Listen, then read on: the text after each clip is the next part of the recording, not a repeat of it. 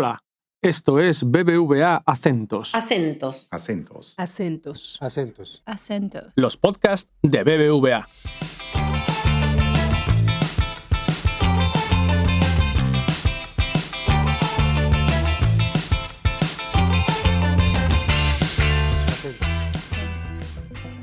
Hola amigos, ¿cómo están? Un gusto saludarlos, esta vez desde Perú, donde hemos tenido hoy la presentación del equipo de BBVA Research sobre las previsiones económicas para el año 2023 y el año 2024. Hoy en Acentos nos acompaña Hugo Perea, economista jefe de BBVA Research Perú, a quien le damos la más cordial bienvenida. Hola Hugo, ¿cómo estás? Un gusto saludarte. Hola Nelson, ¿qué tal? Nuevamente un gusto estar aquí. Excelente. Hugo, hoy se han presentado las previsiones económicas correspondientes al tercer trimestre del 2023. Hemos visto un ajuste a la baja en las previsiones para el crecimiento de este año y también para el crecimiento 2024. ¿Qué factores han tomado ustedes en cuenta para estas nuevas previsiones? Sí, efectivamente hemos revisado a la baja nuestras previsiones tanto para el 2023 como para el 2024, nuestras previsiones de crecimiento económico. Sacamos nosotros siempre previsiones de manera trimestral y en junio teníamos un crecimiento estimado para este año de 1,6, lo hemos reducido a 0,4 y para el 2024 hemos pasado de un 2,6 a un 2,3. ¿Qué está detrás de este recorte en las previsiones? Yo te diría principalmente la posibilidad de que el fenómeno del Niño sea algo más intenso que lo inicialmente previsto. En junio, la entidad que hace seguimiento al fenómeno del Niño aquí en Perú, el ENFEN, nos decía que en el verano del 2024, que es la época más complicada para el despliegue de un fenómeno del Niño, esta anomalía tendría una intensidad débil. Los últimos informes nos dicen que ahora sería de intensidad moderada. Entonces se ha complicado un poco el panorama desde el punto de vista del clima y eso tiene, por supuesto, impacto negativo sobre nuestras previsiones.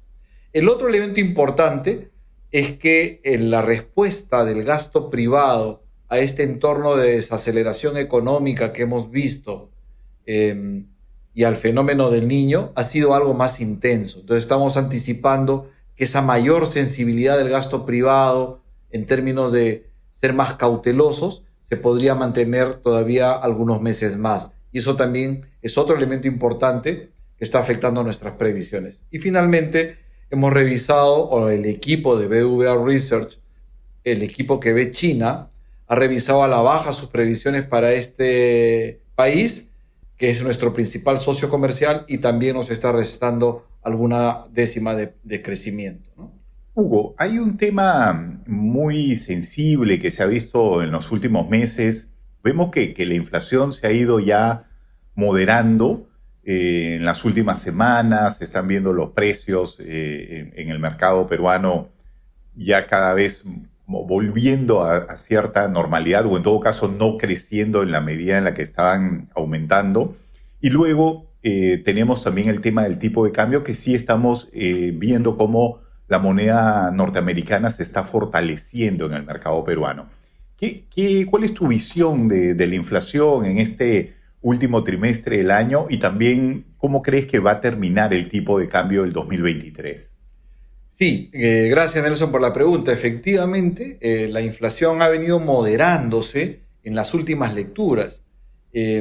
Está actualmente en términos interanuales, el último dato que tenemos cerrado es a septiembre, pasó a ubicarse en 5%. Es un nivel todavía relativamente alto. Acuérdate que el Banco Central quiere que la inflación siempre esté entre 1 y 3%. Está en 5%, ¿no? Pero en todo caso ha venido cediendo desde los niveles más altos que vimos durante el 2022 y parte de este año, ha venido ya reduciendo. Entonces ha mostrado una tendencia de caída favorable, en parte por la normalización en los precios de la energía y los combustibles y también de algunos alimentos. Para el cierre del año pensamos que la inflación se ubicará alrededor del 4,1%, y para el 2024 en 2,8%. pero hay un entorno de incertidumbre porque el niño eventualmente podría tener alguna incidencia negativa sobre los precios de ciertos alimentos. Mencionabas, Hugo, al Banco Central de Reserva. ¿Cuál crees que va a ser la política que va a seguir el BCR en los próximos meses? Antes de darte respuesta a esta pregunta, me olvidé de comentar sobre tipo de cambio porque en alguna medida está vinculada. Entonces, permíteme elaborar sobre tipo de cambio. Estamos viendo alguna presión en el mercado cambiario peruano en las últimas semanas, en las últimas jornadas. Pero no es solo Perú. A nivel global, el dólar se está fortaleciendo contra divisas internacionales y contra monedas emergentes, ¿no? Y esto está ocurriendo en un entorno en el que están cambiando las perspectivas de los inversionistas, de los que hacen operaciones comerciales con monedas, ¿no? Respecto de lo que puede hacer la Fed a futuro. El consenso de los inversionistas era de que la Reserva Federal iba a recortar su tasa de política monetaria. ¿Y esto qué significa? Significa que si las tasas en dólares se reducen, no es tan atractivo para un inversionista mantenerse en activos en dólares. Entonces buscan rentabilidad en economías emergentes que pagan más. Pero la Fed ya ha dejado en claro en sus últimos comunicados, en la última reunión de política monetaria, que va a mantener su tasa de política monetaria arriba por más tiempo, ¿no?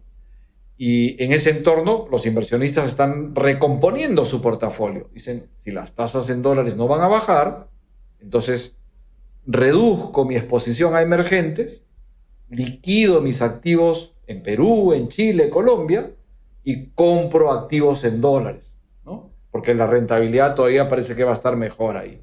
Y eso presiona las monedas. Pero lo que estamos viendo ahora es este reacomodo de los portafolios, ¿no? Hemos visto que las monedas en América Latina se han ido depreciando en las últimas jornadas. Pensamos que este proceso podría todavía continuar porque el diferencial de tasas entre los activos en soles y los activos en dólares podría disminuir. ¿Por qué? Porque por un lado, hemos mencionado que la Reserva Federal va a dejar su tasa en el nivel alto en el que está ahora.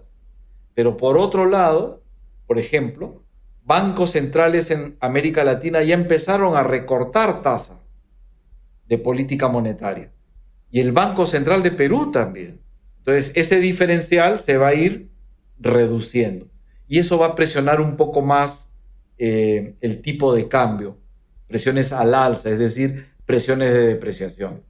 Y entonces, en nuestro último reporte, estamos previendo que el Banco Central va a seguir reduciendo la tasa de política monetaria en un contexto en el que, como hemos comentado, la inflación seguirá disminuyendo y en el que la economía está débil, ¿no? Entonces, el Banco Central, sin descuidar su objetivo de estabilidad de precios, al ver que la inflación se modera y por el otro lado, viendo que la actividad se ralentiza, está buscando una oportunidad, un espacio para poder apoyar, apuntalar la actividad económica, ¿no? Entonces, por eso pensamos que los recortes de tasa van a continuar, pero serán graduales y la decisión de reducir tasa del Banco Central será muy dependiente de la información que vaya apareciendo. Hoy, Hugo, hemos estado con muchos periodistas y se han presentado muchísimas preguntas relacionadas al fenómeno del niño, el fenómeno del niño global, el fenómeno del niño costero. ¿Cuál es la mayor preocupación de los economistas en Perú respecto al fenómeno del niño? Siempre que hemos pasado por un fenómeno El Niño, la economía ha sufrido impactos negativos. Nosotros estamos estimando que el niño que estamos experimentando ahora, que son 2, nos podría costar alrededor de 1,5 puntos porcentuales, ¿no? Este niño se está desplegando en esta ocasión desde abril de este año y según los informes de los especialistas en meteorología nos dicen que se iría hasta abril, mayo del próximo año. En todo ese periodo, el impacto sobre el crecimiento económico sería de 1,5 puntos porcentuales. ¿Qué nos preocupa? Pues efectivamente que cada vez que nos ocurre esta anomalía hay impactos negativos sobre la economía, ¿no? Y es un factor determinante en el recorte de previsiones que acabamos de comentar, ¿no? Las previsiones de crecimiento. Entonces, eso es posiblemente lo más preocupante desde el punto de vista económico. Los informes de las entidades que hacen seguimiento a esta anomalía, tanto para el niño costero es el que ocurre frente a las costas de Perú, zona 1 y 2 del Pacífico, como el niño global, que ocurre en el Pacífico Central, van a tener un impacto de magnitud moderada en el verano del 2024. ¿Por qué siempre enfatizamos el verano? Porque coincide con la época de lluvias en las zonas altoandinas, y si esas se magnifican por el niño costero, entonces puedes tener desembalses, inundaciones, deterioro de la infraestructura en el verano. Pero el niño global no nos impacta con lluvias, nos impacta con sequías en la zona centro-sur del país. El niño costero nos impacta con lluvias en la zona norte. El niño global nos impacta con sequías en la zona sur. Entonces, es siempre una anomalía que nos genera complicaciones, y de ahí un poco la ansiedad y la expectativa sobre cómo va evolucionando este fenómeno. Perfecto, Hugo. Muchas gracias por tu presencia hoy en Acentos, un podcast de BBVA, una información muy valiosa para todos nuestros oyentes. Muchas gracias nuevamente. A ti, Nelson, muchas gracias. Hasta una próxima oportunidad. Y si les gustó este podcast y le interesa la economía latinoamericana, los invitamos a suscribirse y recomendar Acentos en su plataforma de podcast preferida, así como en sus redes sociales. Nos escuchamos muy pronto desde Perú. Un gran saludo a todos. Chau, chau. Acentos.